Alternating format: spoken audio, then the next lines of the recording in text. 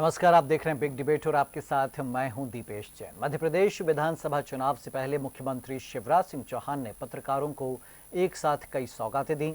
CM Shivraj ने भोपाल में बनने वाले नए स्टेट मीडिया सेंटर का भूमि पूजन किया, तो साथ ही प्रदेश भर से आए पत्रकारों को संबोधित करते हुए कई नई घोषणाएं भी की हैं। इससे लोकतंत्र का चौथा स्तंभ कितना मजबूत होगा, पत्रकारों की और कौन सी समस्याएं हैं जिनको दूर किया जाना जरूरी है, आज चर्चा इसी मुद्दे पर करेंगे। पहले देखिए रिपोर्ट। कहने की ताकत, लिखने की हिम्मत, सुनने का संस्कार होना, प्रलय में प्रचंड और आपदा में चट्टान जैसा स्वीकार होना व्यक्तित्व में जितना जरूरी है, अच्छे व्यवहार का होना समाज में उतना ही जरूरी है पत्रकार का होना। सीएम शिवराज सिंह चौहान ने प्रदेश भर से भोपाल पहुंचे पत्रकारों के लिए इन शब्दों के साथ उनका सम्मान किया। मौका था भोपाल के मालवीय नगर में बनने जा रहे नए स्टेट मीडिया सेंटर के भूमि पूजन का। दरअसल भोपाल में पुराने पत्रकार भवन के स्थान पर अब नया पत्रकार भवन बनने जा रहा है, जिसे स्टेट मीडिया सेंटर का नाम दिया जाएगा। आइए आपको पहले बताते हैं इस नए मीडिया सेंटर की खासियत। 66,981 वर्ग फीट में बनेगा मीडिया सेंटर। सेंटर में exhibition hall, art gallery, auditorium बनेगा, प्रेस कॉन्फ्रेंस कक्ष,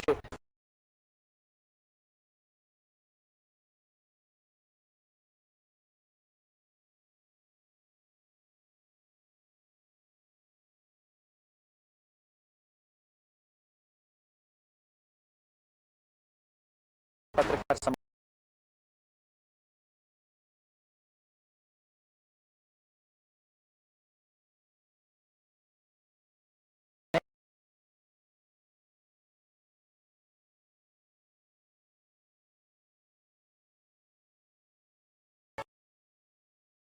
सेंटर का भूमि पूजन नहीं होता।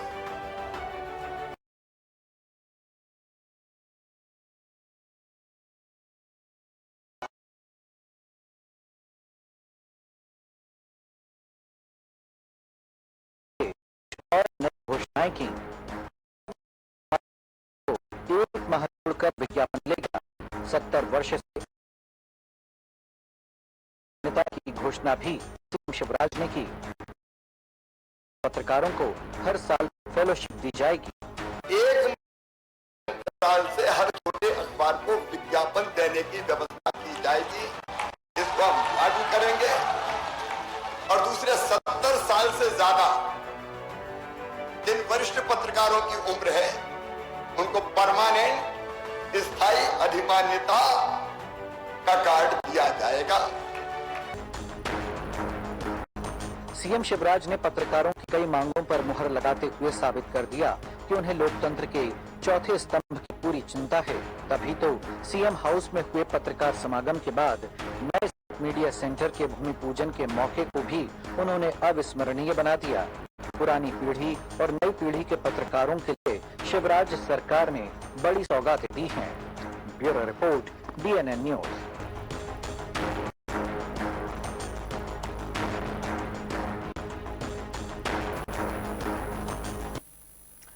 तो प्रदेश भर के पत्रकारों का एक महासम्मेलन, महासमागम हुआ भोपाल में, और इसीलिए आज हमने चर्चा में 3 अहम पत्रकारों को शामिल किया है। सबसे पहले हम स्वागत करना चाहेंगे नवीन आनंद जोशी जी, हमारे साथ में वरिष्ठ पत्रकार हैं और आप एक पत्रकार संघ के अध्यक्ष भी हैं, मध्य प्रदेश प्रेस क्लब के आप अध्यक्ष हैं। हमारे साथ में TN मनीष जी हैं, वरिष्ठ पत्रकार, आपका बहुत स्वागत है। और हमारे साथ पॉलिटिकल एडिटर और वरिष्ठ पत्रकार रवि अवस्थी जी, आपका भी स्वागत करते हुए पहला कमेंट नवीन जी आपसे। तो ये जो सौगातें शिवराज सरकार की ओर से आज दी गई और एक नए भवन का निर्माण अब होगा भोपाल में, राजधानी भोपाल में, जहां पर प्रेस क्लब जैसी कोई सुविधा नहीं थी, या कहें कि जो पत्रकार भवन था पुराना वो मलबे में तब्दील हुआ, और उसके बाद से पत्रकार एक स्थान की तलाश में थे कि कहाँ बैठ कर के हम चर्चा करें या कहाँ बैठ कर के एक पत्रकारों का जो समूह है वो विचार विमर्श करे। तो आज जो आयोजन हुआ, पहला कमेंट है आपका। देखिए दीपेश जी, बहुत खुशी की बात है पत्रकारों के लिए। राजधानी जैसे स्थान पर लंबे समय से पत्रकार के बैठने का एक स्थान नहीं था। प्रेस क्लब छोटी छोटी जगहों पर बन चुके हैं। मध्य प्रदेश के भी कई शहरों में है, और हम बात करें इंदौर में है, उज्जैन में है, और दिल्ली की, चंडीगढ़ की प्रेस, जब सब दूर प्रेस क्लब था और बड़ा अफसोस होता था कि मध्य प्रदेश में एक बड़ा सा भवन बन सकता है, लेकिन उसे बीच में एक सरकार ने जमींदोज कर दिया। वो पत्रकार भवन जिसे एक एक रुपए के पैसे के 10-10 रुपए घूम करके पुराने पत्रकार, उसमें चाहे वीटी जोशी हो, चाहे श्रीधर जी के परिवार के सब लोगों ने, मतलब जो पुराने वरिष्ठ पत्रकार रहे हैं, उन सबको यदि हम याद करें तो भाई धन्नालाल शाह थे, रतन जी थे, तो उनने सब ने उस पत्रकार भवन को बनाने के लिए अपने खून पसीने से घूम घूम करके पैसा इकट्ठा करके उसको बनाया था। आज वो घोषणा करने के बाद, मुख्यमंत्री जी की उस घोषणा के बाद से उन सभी आत्माओं को भी शांति पहुंची जिन्होंने इसके लिए कभी सपना देखा था। ठीक है, वो भवन गिरा है, अब जिस तरह से आधुनिक भवन बनेगा, मैं समझता हूं कि ये देश में एक बढ़िया एक सौगात होगी पत्रकारों के लिए, और हम एक नजीर पेश कर रहे हैं मुख्यमंत्री जी का। इसके लिए सभी पत्रकार संगठनों को, पत्रकारों को आभार व्यक्त करना चाहिए, क्योंकि उन्होंने शुद्ध न केवल पत्रकारों की ली, उनके परिवार की भी ली, साथ में एक ऐसा स्थान उन्होंने दे दिया है जो मैं समझता हूं यादगार होगा। और आज का दिन मध्य प्रदेश की पत्रकारिता में एक अमिट हस्ताक्षर के रूप में शिवराज सिंह चौहान की जो उन्होंने शिलान्यास किया, भूमि पूजन किया, उसको लेकर के समस्त पत्रकार मध्य प्रदेश के बेहद खुश हैं। बिल्कुल, हम टीएन मनीष जी से भी उनकी राय लेंगे। और मनीष जी, आज जो बड़ी घोषणाएं हुई हैं, हम घोषणाओं पर भी अगले राउंड में चर्चा करेंगे, लेकिन पहले जो नया स्टेट मीडिया सेंटर बनने जा रहा है, क्या क्या खूबियां रहेंगी, ये भी हमने अपनी रिपोर्ट में बताया। तो पहली प्रतिक्रिया आपकी मनीष जी। देखिए दीपेश जी, मैं आपको बता दूं कि मध्य प्रदेश हिंदुस्तान का दिल है, और इस दिल से हिंदी पत्रकारिता की जो धड़कन है उसने अपने परचम लहराए हैं, उसने लोहा मनवाया है। हम लोग उस धारा के पत्रकार हैं जो मध्य प्रदेश में हिंदी पत्रकारिता का, मैं कहूं कि हम लोग एक तरह से परिपाटी को स्थापित करने वाले प्रदेश के पत्रकार हैं। और ऐसे में बड़ा क्षोभ होता था, कष्ट होता था कि इतने हमारे पुरोधाओं ने, बुजुर्गों ने, हमने जिनसे सीखा है, उन्होंने श्रमजीवी भाव के साथ जब इतना कुछ किया और उसके बाद उसको जमींदोज किया गया, जैसा कि नवीन जी कह रहे हैं, तो ये बहुत अच्छी एक संवेदनशील सरकार की, मैं कहता हूं कि हम जैसे चौकीदारों के लिए, जो एक प्रहरी हैं, उनके लिए एक सौगात है। और जैसा मैंने कहा कि मध्य प्रदेश जिसने हिंदी पत्रकारिता के मापदंड स्थापित किए, वहां पर अगर पत्रकारों के बैठने का स्थान ना हो, उनके विचार का, विमर्श का स्थान ना हो, तो कितना कष्ट होता था। तो ये बहुत अच्छी बात है कि कम से कम देर आए दुरुस्त आए। और एक जो बहुत बड़ा दर्द था, सबके अंदर पीड़ा थी कि ये कैसे हो गया, तो ठीक है, अब समय के साथ, आधुनिकता के साथ पत्रकारिता बदली है, उसकी तकनीक बदली, और उस तकनीक के संसाधनों के साथ अगर हमें एक सौगात राजधानी में मिल रही है तो बहुत अच्छी बात है। और वास्तव में मैं जो है इसके लिए हृदय से आभारी हूं सरकार का और शिवराज जी का कि उन्होंने इस तरह की घोषणा की। अब यह है कि इसको अमली जामा जो है घोषणा के मुताबिक पहना दिया जाए तो बहुत ही अच्छा रहेगा। और उसमें सभी तरह के जो संगठन है उनकी तरफ से भी आभार होना चाहिए, जैसा कहा नवीन जी ने। इसके अलावा बात यह है कि समयबद्ध तरीके से अगर ये सौगात साकार होती है तो हमें लगता है कि ये बहुत अच्छा होगा, और हम कह सकेंगे गर्व से कि मध्य प्रदेश की राजधानी में भी देश के जितने भी पत्रकार आते हैं चुनावी दौर में या बड़े ऐसे अवसरों पर, जब राष्ट्रीय स्तर पर कोई ऐसा मसला होता है या अंतर्राष्ट्रीय स्तर पर कुछ ऐसा मसला प्रदेश में हो जाता है, तो ऐसी स्थिति में उस मीडिया के सामने मध्य प्रदेश की जो छवि, जो संदेश जाएगा, बहुत अच्छा जाएगा। और लगेगा कि हाँ, हम ऐसी जगह गए थे भोपाल में जहां पर हमको मीडिया कर्मी के नाते वो संसाधन मिले जो संसाधन हम दूसरे बड़े शहरों में देखते हैं। बिल्कुल बिल्कुल। तो मनीष जी, मेरा भी कुछ ऐसा ही एक्सपीरियंस रहा कि जब मैं भोपाल आया, हालांकि हैदराबाद में रहा, इंदौर के प्रेस क्लब को देखा, पुराने को भी देखा, नए को भी देखा, किस तरह की वहाँ सुविधाएं बढ़ी। और उसके बाद जब भोपाल आया तो मैं भी आश्चर्यचकित कि यहाँ क्या प्रेस क्लब जैसी कोई चीज़ नहीं, कोई ऐसा भवन नहीं। तो मुझे बड़ा आश्चर्य हुआ। रवि जी, मैं आपके भी कई एक्सपीरियंस, अनुभव होंगे पुराने पत्रकार भवन से भोपाल के, फिर जब ये खालीपन आया, जब सूनापन आया, उसके बाद अब शिवराज सरकार ने पत्रकारों की उन भावनाओं का ख्याल रखते हुए जो आधारशिला आज रखी है, शिलान्यास जो किया है, तो क्या कहना चाहेंगे रवि जी?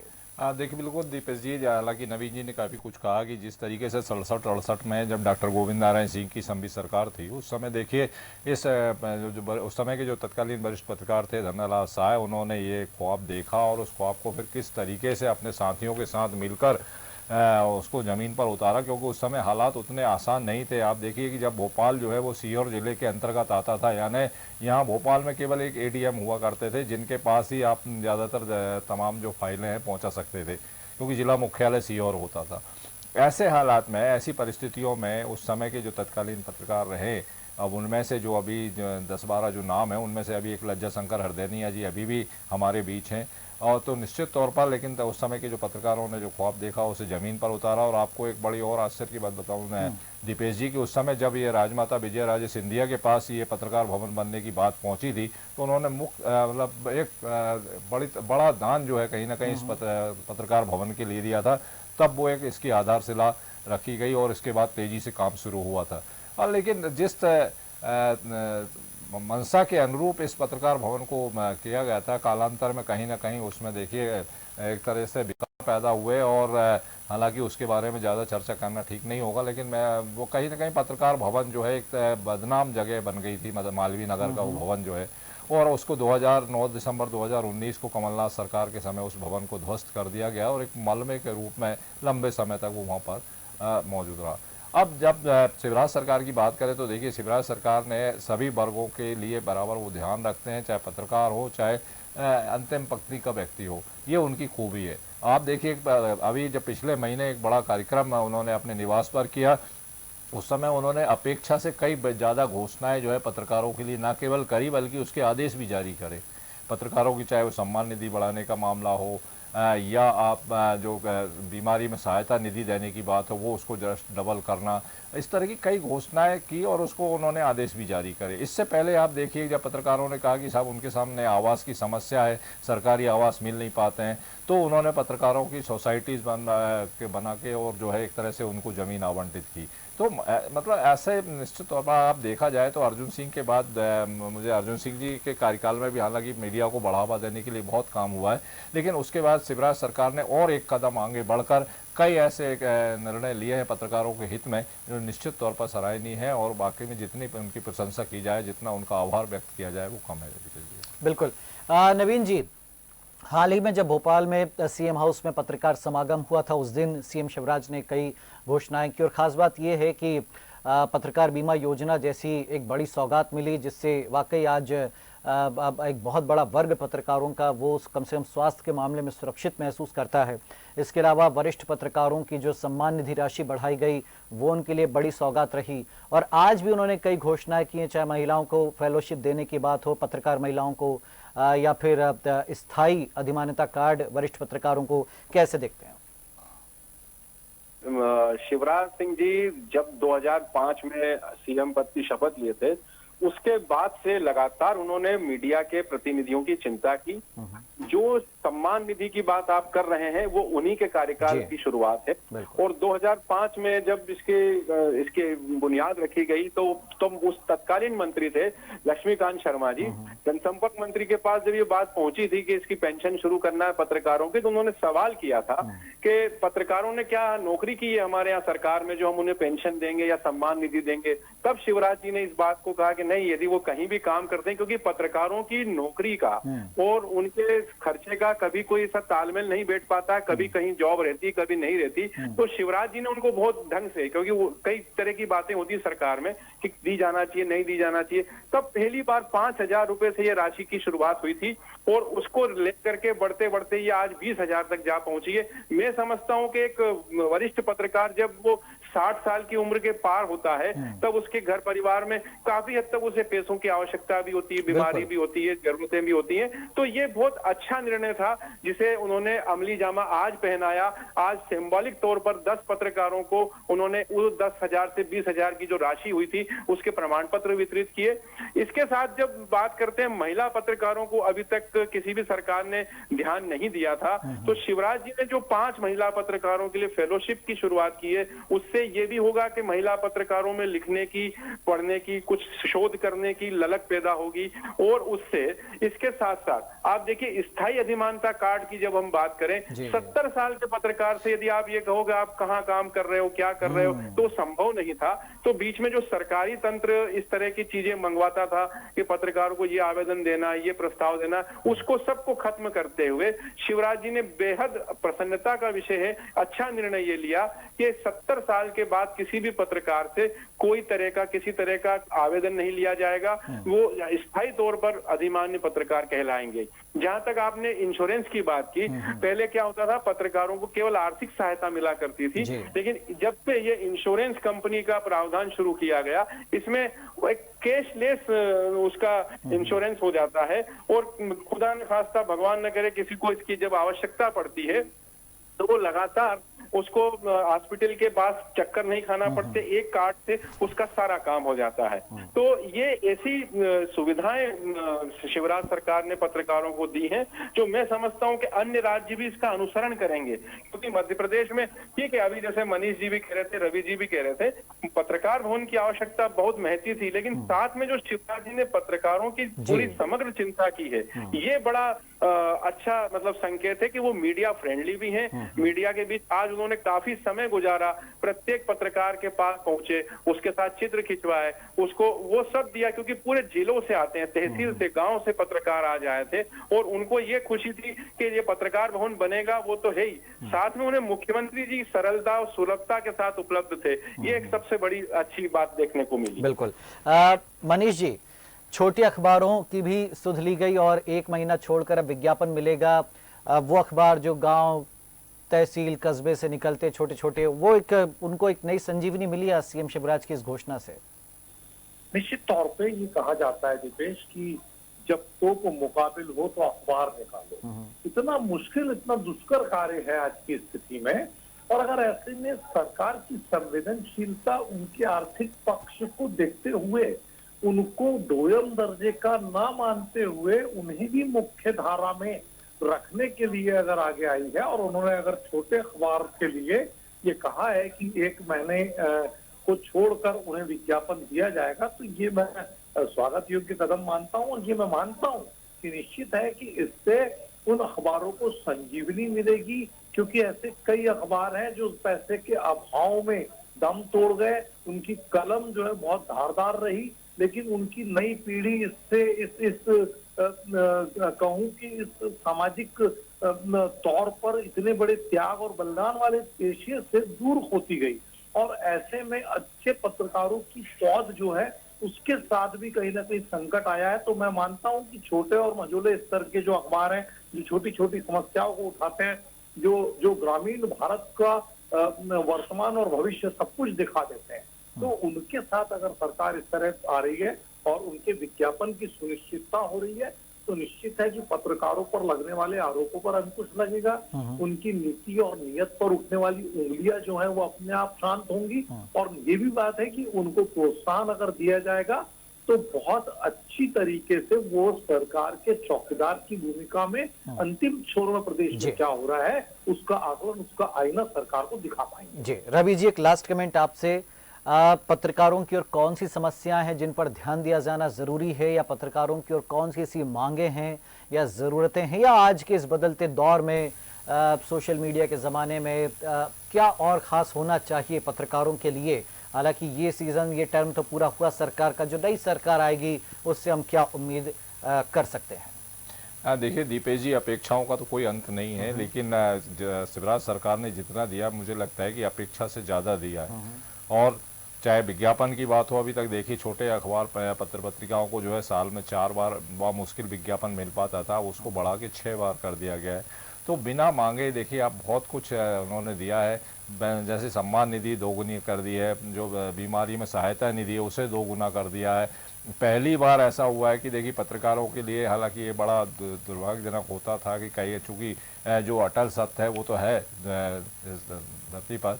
देखिए जब पत्रकार की निधन होता है तो उसके बाद उनकी विधवा का कोई पुरसाने हाल, मतलब अगर देखा जाए तो इस तरीके शासन स्तर पर नहीं, अब तक कोई व्यवस्था नहीं थी, लेकिन पहली बार उनके लिए 8 लाख रुपए की इस तरह की व्यवस्था जो है की गई है, एक मुश्त राशि वो मिली। तो अपने आप देखिए कई ऐसी बातें हैं। अब चूंकि मैंने कहा ना कि अपेक्षाओं का तो कोई अंत नहीं है। आप सुरक्षा, पत्रकारों की सुरक्षा के लिए अधिनियम बनाने की बात आई है, तो इसके अलावा आवास की उन्होंने, मुख्यमंत्री पहले ही घोषणा कर चुके हैं कि बहुत, देखिए राजधानी में तो हमने किया ही है, इसके अलावा आप छोटी जगहों पर भी पत्रकारों की आवास समस्या के लिए इसी तरह कोऑपरेटिव सोसाइटीज बनाकर जो है उन्हें जमीन दी जाएगी। तो निश्चित तौर पर मुझे लगता है कि शिवराज सरकार ने मीडिया जगत के लिए काफ़ी कुछ किया है, और आगे भी मुझे लगता है कि इसमें और जिस तरीके साल दर साल जिस तरीके से पहले, अब देखिए आपने जैसे जोशी जी ने कहा कि 5,000 से शुरुआत हुई थी, आज 20,000 तक पहुंच गया। तो इसी हिसाब से मुझे लगता है कि आगे भी इस तरह की सुविधाओं में और बढ़ोतरी होगी। नवीन जी, इसी सवाल पर आप कुछ कहना चाहते हैं कि और किन चीजों पर ध्यान दिया जाना अब जरूरी हो गया है?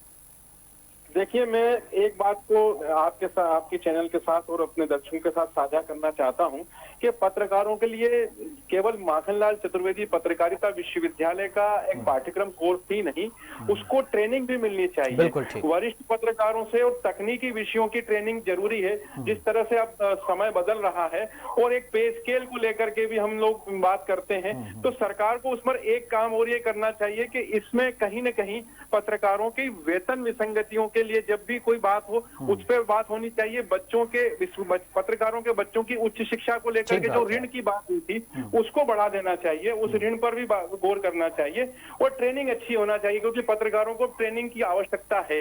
केवल पाठ्यक्रम कोर्स सफिशिएंट नहीं होगा। तो ये 3 चीजों पे और गौर करना चाहिए सरकार को, ताकि हम ये कह सकें कि हम लोगों का भी एक कैडर है, आईएएस, आईपीएस, डॉक्टर, इंजीनियर, वकील की तरह भी पत्रकारों के जीवन को भी लोग अच्छे ढंग से देखें। केवल वो नहीं झूला था पत्रकार की जो छवि दिमाग में, या फर्जी पत्रकार। जी जी, वैसे लोग उनकी भी संख्या मुझे लगता है बहुत ज्यादा बढ़ गई, जो पत्रकारिता की आड़ में गलत काम करते हैं, और इससे जो सच्चे और अच्छे पत्रकार हैं उनका नाम खराब होता है। ये भीड़ भी छटनी चाहिए। मनीष जी, इसी पर आपका लास्ट कमेंट।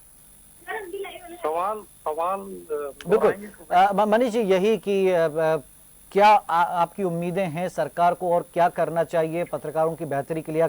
किन जरूरतों पर ध्यान देना चाहिए, या फिर पत्रकारिता जगत भी साफ स्वच्छ बने, उसकी छवि और उज्जवल हो, या पत्रकारिता का जो चौथा स्तंभ उसको मजबूत करने के लिए और क्या किया जाना चाहिए? देखिए, अभी बात यह है कि ये शुरुआत है। शुरुआत बता रही है कि अगर इस धारा पर अगली सरकार चलती रही तो तय मानिए कि बहुत कुछ नए सोपान मध्य प्रदेश इस दृष्टि से पत्रकार जगत के लिए तय करेगा।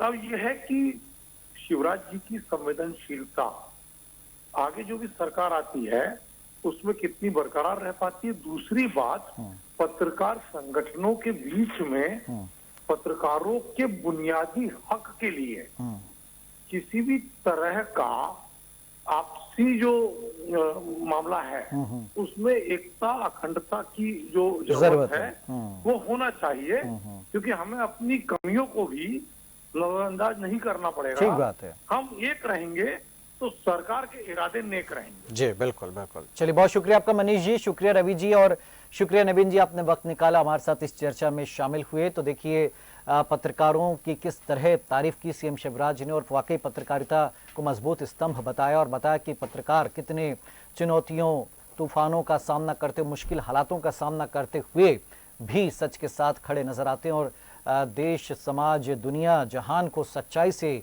रूबरू कराते हैं। तो उनके लिए सरकार भी सोच रही है, और अब भोपाल में नया मीडिया सेंटर बनने जा रहा है, जो निश्चित तौर पर इस पीढ़ी के लिए, पुरानी पीढ़ी के लिए और आने वाली नई पीढ़ी के लिए एक मील का पत्थर साबित होगा।